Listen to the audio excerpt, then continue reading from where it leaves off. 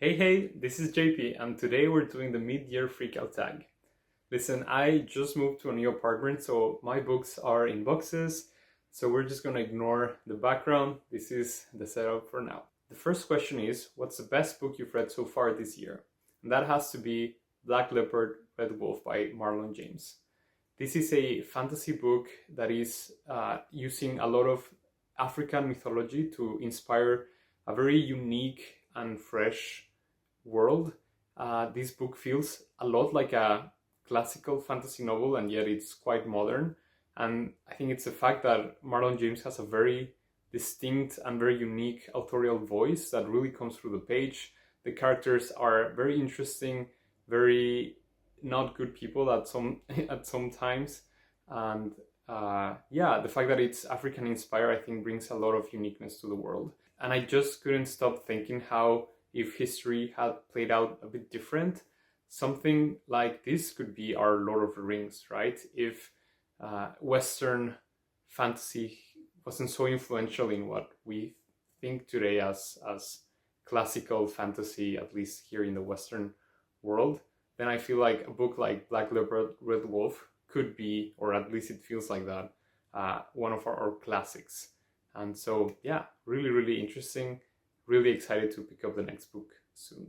The second question is, what's the best sequel you've read so far? And that has to be Midnight Tides by Steven Erikson.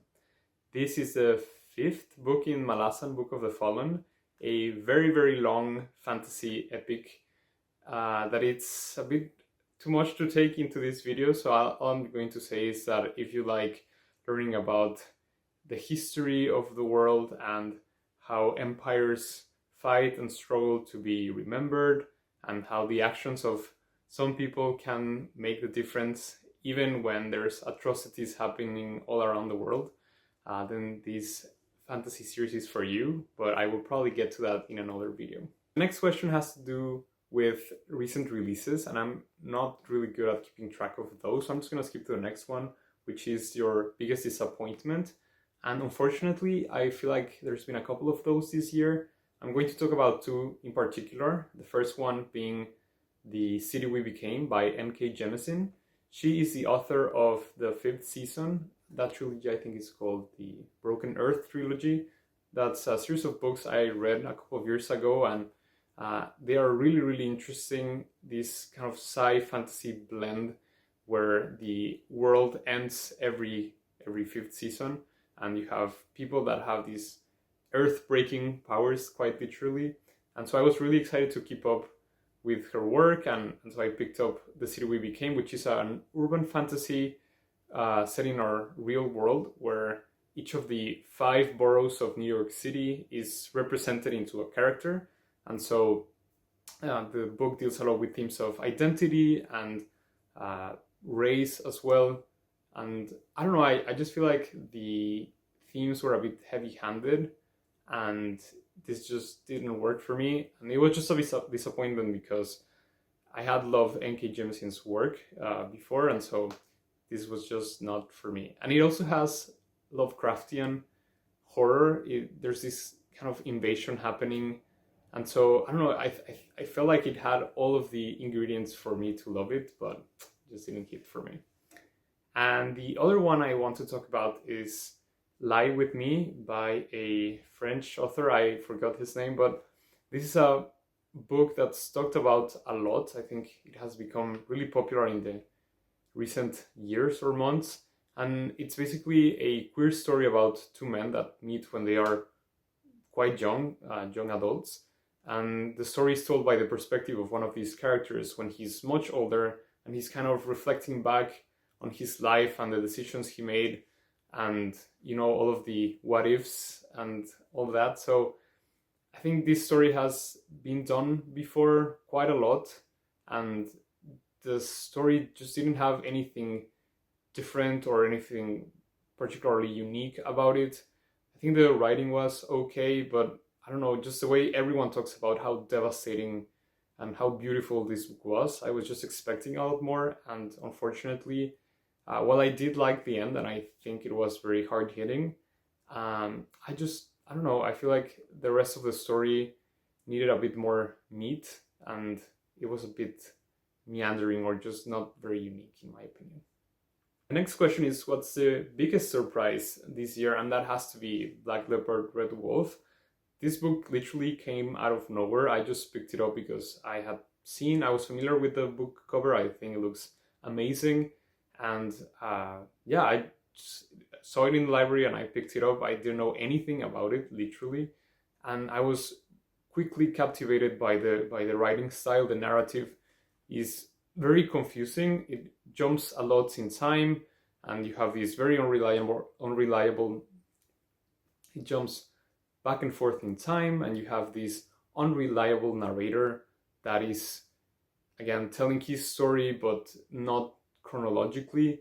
And so you kind of have to piece together what's going on, and then the world itself is very unique. So I don't know, I just was very, very interested from the beginning, and I just kept being very interested. And again, I think it was just so surprising and so refreshing to be in a classical kind of story, but yet the story also feels modern. It's really hard to explain. I am just really obsessed with this book. The next question is a book that made you cry, or that made me sad in this case, and that is going to be Entre los Rotos. This is a Mexican novel that's also written in a very fractured way. The main character is a woman that's looking at pictures from her childhood or throughout her life, and she is kind of zooming into each of these pictures and telling you her story of the events around that picture, and in that way kind of reflecting about her life and her family, her relationship with her brother.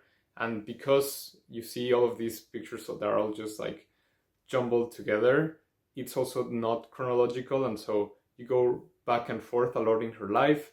It's not so much about the plot, but rather the feelings. And so, I don't know, there was just so much that I could relate to, partly because I'm also from Mexico, but also just in general, her experiences with her family, I think, had a lot that I could relate to. And it's a pretty sad story. The way she narrates the story mimics very well how we think of our own lives. I mean, we remember very distinct pieces of our life, but they're not kind of ordered chronologically. We just remember them, and they're kind of this collage about who we are and the things that have the very distinct points in our lives that have made us who we are today. And so, I don't know, I think it's a very, very profound reflection, introspection on your childhood and family traumas and relationships with obviously your family, but just in general with other people and how we remember things. I think this theme of memory and our own history and how we interpret what has happened in our lives has just become really, really interesting for me in the last couple of years. So I loved reading this vignette type of narrative. The next question is a book that made you happy, and that is going to be Us by Sareen Bowen and Elle Kennedy. This is the second book in our romance duology. The first book was called Him, and this one is Us. I don't know if the duology has a name.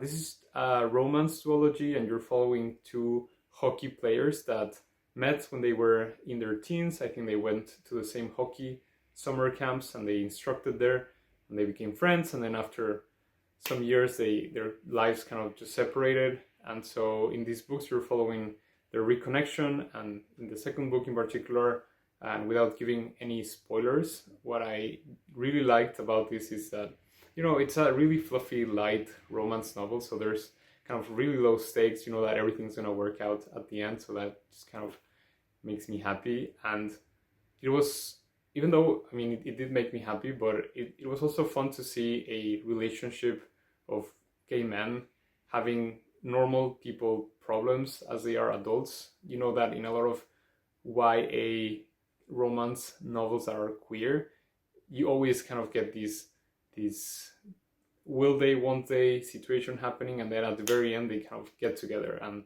you don't see anything after that. And so I really like that here the main characters are adults, and so you get to see them as adults having, you know, normal life struggles, but also just small moments of joy. And yeah, this was very, very charming, really lovely, just a very, I don't know, just a happy book. Now I had to get a book for the last question, which is what's the most beautiful book you've purchased or received this year? And that has to be this amazing Ansibles, Perfiladores y otras máquinas de ingenio by Andrea Chapela. This, I mean, just look at this. It's the Ángel de la Independencia. It's like the Mexican Statue of Liberty in the freaking ocean. Like, this is beautiful. I don't have any explanations. I just really, really like this. This is a collection of short stories, of science fiction short stories set in Mexico. I don't know if Mexico City or just Mexico in general. So I don't know anything about this, but I love the cover and I just love the idea of having more science fiction written by Mexican authors. So really, really excited to pick up this. And that's it for today. Thank you and have a beautiful day.